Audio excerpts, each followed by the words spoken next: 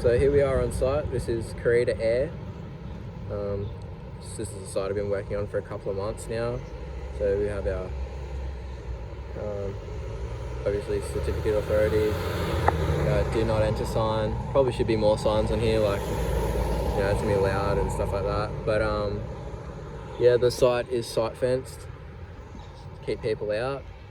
This is the car park, so we're not going to disrupt anyone or accidentally hit someone or whatever.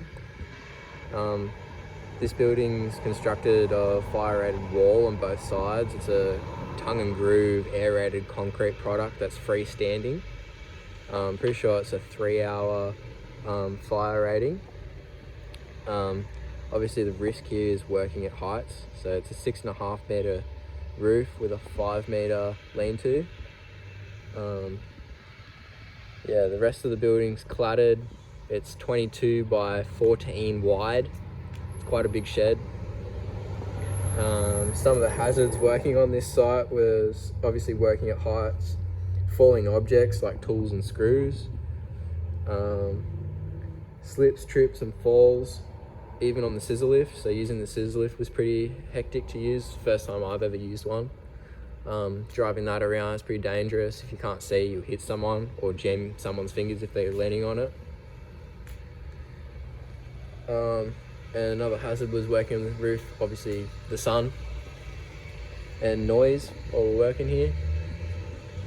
So yeah, some of the control measures that we used to sort of make the site safe was we had handrail.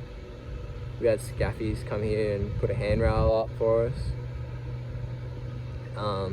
We also had Safe Work show up, and yeah, they thought of putting this safety mesh in between the battens. So it was quite interesting to use. It's like a roll of mesh. So you just cut it in lengths and roll it out, tie it at each end, and obviously overlap it by a minimum, I think it was 2 squares. Yeah.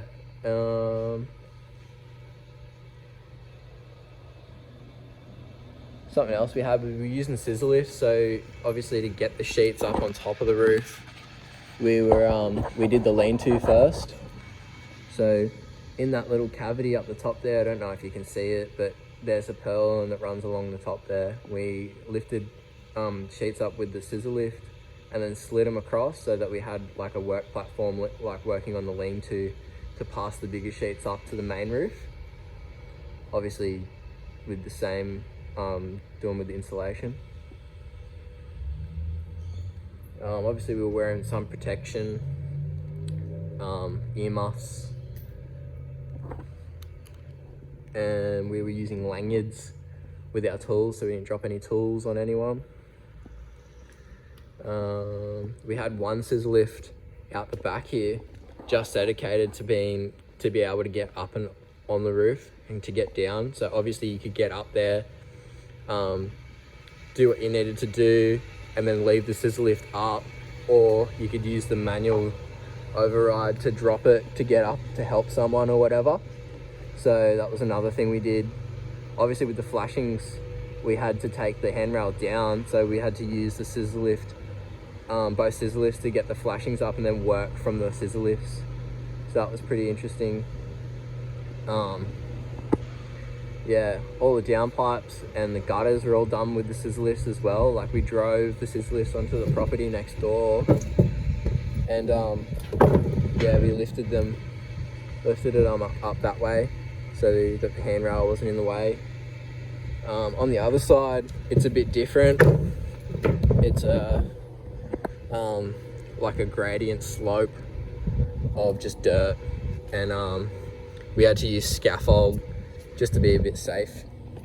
So over here we had a scaffold set up, and it was easier to sheet as well, like to put the clip lock over the top of the fire rated wall and put the gutter on.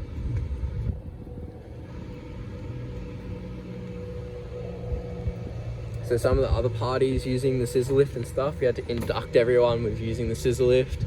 So the solar guys, the plumbers, the electricians, the owner, obviously. We all know Travis. And yeah, that's about it, I think.